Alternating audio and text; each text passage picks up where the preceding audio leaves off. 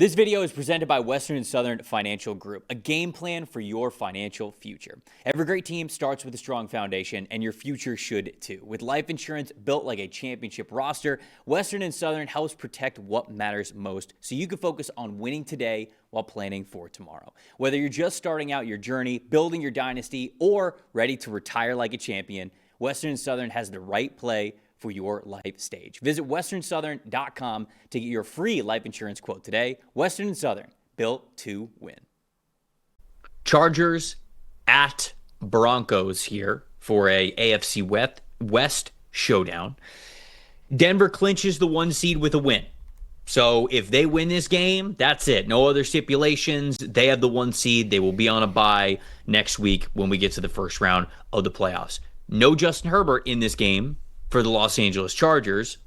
You tell me what that means for the Chargers, because there's been some sneaky talk of Justin Herbert getting MVP votes from people just because of how much he has meant to this Chargers offense. So without him, what is this Chargers team? You tell me. I mean, I could certainly see the case. Without him, they're a team that's going to play, I believe they're going to play Trey Lance in his stead, who's obviously a very good athlete and an unpolished passer. We've seen flashes from him in the past. But, Trev, more than anything, I'm just going to give you the reason that Justin Herbert's not playing, despite the Chargers potentially being anywhere from the 5, 6, or 7 seed in that wild card order. And that's because it's such a mismatch up front with their offensive line and the Broncos' defensive line. I'm not trying to beat a dead horse here with this Chargers offensive line, but it's their biggest weakness, and with Justin Herbert already playing with a broken hand, that would be a real problem if you lost him in a game where you're not really playing for a whole lot. So I get why Jim Harbaugh is more comfortable sitting Herbert, playing Lance, and just letting his team get a little bit of a breather here, right? You're talking about a Chargers offense that has allowed the 4th most sacks and the highest pressure rate in the league. The Broncos defense, most sacks in the NFL, by far, 3rd highest pressure percentage. Do you really want to put Justin Herbert out there when there's not much on the line? If you feel comfortable going anywhere in the postseason, whether that's New England or Jacksonville or even Pittsburgh or Baltimore, possibly if you were to win, then, cool. But I just don't. I'm with it. I don't think there's a reason to play Justin Herbert here. I think in this matchup with a division title not on the line anymore, with them losing to Houston, get healthy, keep him healthy, because he's your only chance of making a real run, and don't put him behind this offensive line when you don't have to. On the Broncos side of things, like for other teams, they certainly have a lot to play for in potentially getting the 1 seed. But to me, this is more about, can you get right as a team? Can you remedy, in this instance, the way that you played this team earlier this season? If you turn back the clock all the way to week 3, that was a 23-20 win for the Los Angeles Chargers. And, when I looked at that game, I go to Bo Nix's stat line. 14 for 25, only 153 passing yards, 1 touchdown in this game. But J.K. Dobbins ran the ball pretty well. Bo Nix gave some life with his legs as well. Courtland Sutton over 100 yards. And I put Bo Nix in a lot of different categories that we'll normally look at when it comes to quarterbacks. Okay, how did he do under pressure versus no pressure, or a blitz versus no blitz? And there really wasn't anything that stood out a lot there. I looked at man coverage versus zone coverage. Didn't really stand out there either. Target depth, 1 to 9 yards past the line of scrimmage, 10 to 19, 20 plus, and nothing really stood out there. But the number that I saw that stood out the most here from this game is how the Broncos fared on 3rd down. They were, what was their 3rd down percentage? They were 2 for 13 on 3rd down in this game against the Chargers. Just a 15% conversion there on 3rd down.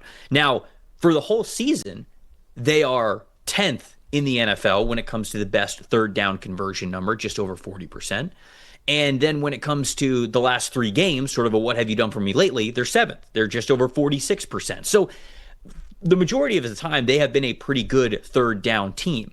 Can they be that this time around against the Chargers? Because that's the sort of stuff that you do have to be pretty reliably good at when you're in the playoffs, because time of possession was also a major issue against them in that game versus the Chargers because of their inability to convert on 3rd down. They didn't really lose the turnover battle at all. I don't think they had an interception in that game. I don't think they had any turnovers lost. It was just the fact that they could not convert on 3rd down. What does that look like now that you are seeing this secondary, this defense, for a second time this season with a lot on the line with the 1 seed and a bye next week. So looking forward to seeing what that looks like for them, because for the majority of the season, they've been pretty good at it, but they very much struggled against the Chargers there in week 3. I am going to go with the Broncos to win this game and get the 1 seed, although I think it's a little bit more low scoring. 21-13 is the final score that I'm going with here for this matchup. I agree. The Chargers are pretty much waving the flag and getting ready for the wild card round of these playoffs.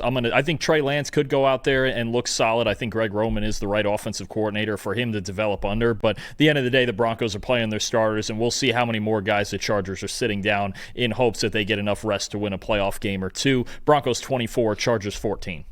Everyone's got takes. Numbers have truth. And the truth is, most people are betting with emotion. Sportsbooks feed on it. TikTok gurus sell it. The hype machine runs on it. That's how you lose. PFF is different. You're betting with winning data. The same data trusted by all 32 NFL teams and the sharpest minds in the game.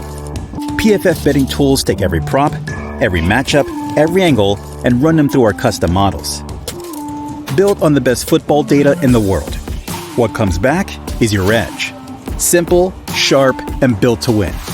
Want to go deeper? PFF puts a pro-level analytics department in your hands, giving you the same insights teams use to find every advantage. Build your game plan with matchup analysis. Project every snap, every matchup, and every edge before kickoff, because the smartest plays start long before Sunday. Hit rates show how a player performs against their prop and against defenses built the same way. It's the data that gives you real confidence in every pick. Next, Key Insights translates PFF data into the story behind every matchup, giving you the why that powers your bets. From coverage schemes to defensive looks, it's the context that turns raw numbers into winning decisions. When you're ready to take action, filter through every prop on the market and focus on the opportunities that matter, by game, matchup, or value. Then, shop for the best available line in your area and tap your book of choice to place the bet instantly. Everyone's got takes, but now you've got truth. Bet with data, win with PFF.